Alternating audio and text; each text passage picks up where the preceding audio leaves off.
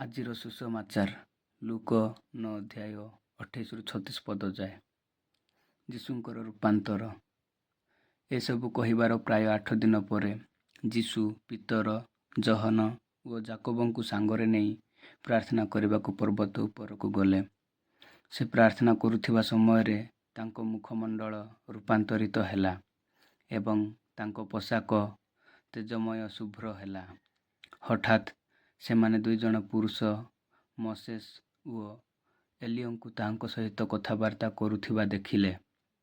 ସେମାନେ ଜେରୁସାଲେମରେ ଘଟିବାକୁ ଯାଉଥିବା ଯୀଶୁଙ୍କ ପ୍ରସ୍ଥାନ ବିଷୟରେ ତାଙ୍କ ସହିତ କଥାବାର୍ତ୍ତା କରୁଥିଲେ। ସେତେବେଳେ ପିତର ଓ ତାଙ୍କର ସାଥୀମାନେ ନିଦରେ ଘୁମାଉଥିଲେ ଏବଂ ନିଦ ଭାଙ୍ଗିବାରୁ ସେମାନେ ଯୀଶୁଙ୍କ ମହିମା ଏବଂ ତାଙ୍କ ସହିତ ଥିବା 2 ଜଣ ବ୍ୟକ୍ତି ତାଙ୍କଠାରୁ ପ୍ରସ୍ଥାନ କରିବା ସମୟରେ ପିତର ଯୀଶୁଙ୍କୁ କହିଲେ, ଗୁରୁ, ଆମେ ଯେ ଏଠାରେ ଅଛୁ, ଏହା ଆମ ପାଇଁ ଅତି ଉତ୍ତମ। ଆମେ ଏଠାରେ 3ଟି ତମ୍ବୁ ତିଆରି କରିବା, ଗୋଟିଏ ଆପଣଙ୍କ ପାଇଁ, ଗୋଟିଏ ମୋସେସଙ୍କ ପାଇଁ ଆଉ ଗୋଟିଏ ଏଲିୟଙ୍କ ପାଇଁ। ସେ କ'ଣ କହୁଥିଲେ ତାହା ନିଜେ ମଧ୍ୟ ଜାଣୁନଥିଲେ।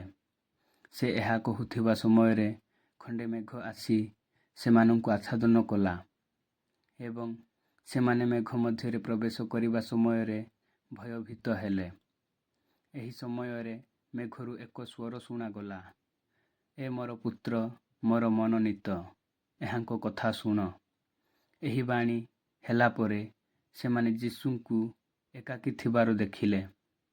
ସେମାନେ ଯାହା ଦେଖିଲେ ସେସବୁ ନିଜ ମଧ୍ୟରେ ରଖିଲେ ଏବଂ ସେତେବେଳେ କାହାରିକୁ କିଛି କହିଲେ ନାହିଁ।